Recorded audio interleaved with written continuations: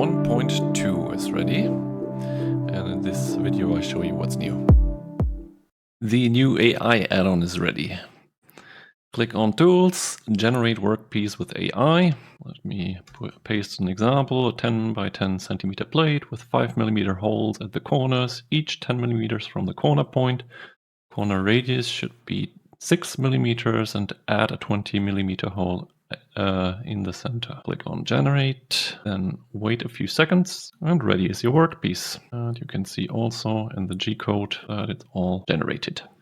Many of the built-in features were moved into add-ons. This does not mean that you have to install them manually. They are still automatically installed with the app and always available. But when you click here, you have now the option to disable some of them. For example, there's a now also much larger set of materials that is built in. And if they annoy you because you don't use them, you can now disable them, the core materials add-on. And that would remove the materials here as well. And similar, a lot of the other core features of the app have also been moved into add-ons. A new tool was added to set the 0 point, add a point on the canvas. So this is the new icon. Click on the canvas to set work 0. Let's say I want to set the 0 point here, and you can see it updated accordingly. A new post processor was added that is called crop to stock. So let's say you have a piece of stock material that you added here. Let's make it a little bit smaller, something like this. And let's position it here.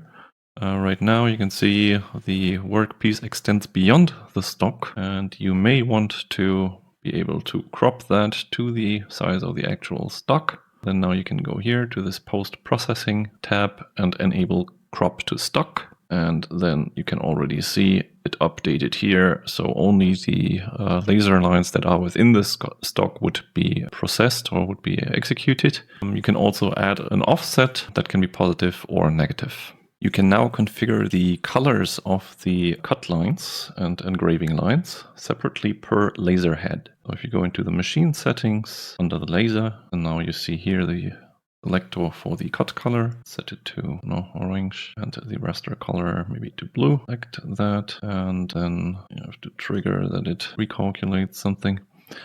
So there you see the new colors, and you can have different colors per laser head. So if your machine has 2 different laser types, then now you can see the difference. Mausrundung has improved the camera features. He added fisheye compensation and a better alignment feature. So let me show you how it works. There are several ways in which you can calibrate your camera to your machine. Here's how I did it. I placed a sheet of paper on the entire surface, and then I created a sketch here that has the dimensions of the complete working surface of my machine. So 120 by 120, a very small machine. And then I press start here to cut this. With this now cut out, I can go into the machine settings to the camera, and the first thing I want to do is to apply some fisheye compensation. Basically what I'm paying attention to here is simply to try and make these lines here look as straight as possible. Unfortunately, my camera vendor did not provide these settings, so I will just have to experiment to try and find a value that looks relatively straight. Okay, I didn't get it perfect, but as good as I can get it with my camera for now. The main goal is just to make these lines straight. They do not have to be parallel or that. This can be compensated for in the second step. Just want to get rid of any bow outwards or inward.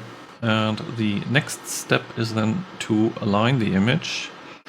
Since I made this based on the sketch I created earlier, I know exactly that this here is my 0.0, and I know that this here is 120, 0, and I know that this is 0, 120, and now the laser head is in the way, but let me put this here anyway for now. Then I have set these points. I can zoom in to make this a little bit more precise. And then I apply this, and by doing this, the image is now aligned to this working surface, and should now match exactly the rectangle that was cut out earlier. Okay, with the image now aligned, let me show you two add-ons that I made. And they were a lot of work to get right under different lighting conditions. So the idea is that if you have a lot of work pieces and it's hard to align them properly in your stock, then these add-ons will help with that. So the first add-on is the Smart Stock add-on. It detects a stock from the surface using your camera. So you open the stock detection dialog and then you capture an image of the empty working surface. Let me do that right now. And then you see here, reference captured, it's ready.